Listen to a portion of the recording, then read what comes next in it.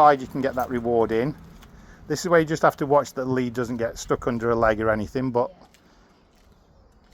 and then lovely, walk around and then just come back down the drive again. And then when she's in that position at your side, then you can walk off and give her a reward and then go back up again. That's it. But look at the engagement we've got now. And then we get to the top, and then we're just going to move off to the side, and we're going to move towards that bush again. And you're just going to control her from going to that bush. If you notice her wander out too far, then you can just go there and you can then tell her to go sniff at that bush. So that's all right. So just that's good. Wait for her to come back. Move back a couple of steps so she has to come with you. Then loop back around and then take her to the bush and tell her that she can go sniff. So we use the actual thing she wants to go and do.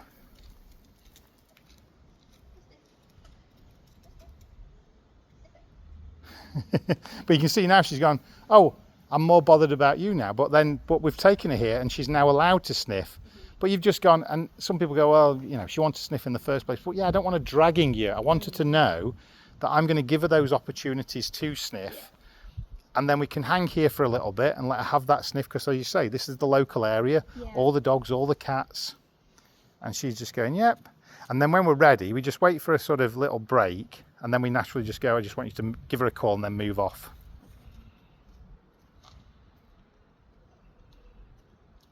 There you go. That's it, good. And start walking, and then just walk towards that grate again.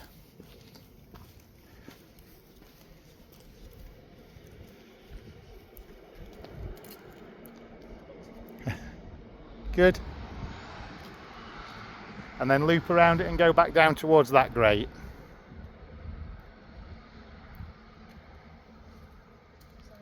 That's all right. And then now we're going to start slowing down the rate of reinforcement because she's walking with you nicely. So now we're just going to say you've got to walk a lot further. Right. But she's now obviously the next challenge is, so this is great, right? Okay, we've got no stimuli. Yeah. But the next criteria is we're going to add that stimuli, and we start building in the criteria. So we've already done one with the person walking past. Yeah. Obviously we now need to ramp this up and get her to practice, but that's the harder bit. Yeah. So let's walk her back down. But how did that feel? Yeah, definitely.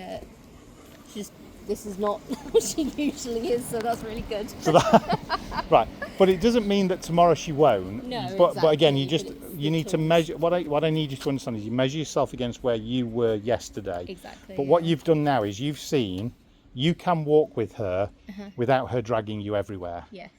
Okay. So you can do it. Yeah. You just need to now practice and rehearse and practice and rehearse so she gets better. Yeah. And then over time we delay that. So eventually, let's say you were going from here to Lakeside Park. Yeah. Right. Now that might take you 20 minutes and it might be 40 rewards today. Yeah.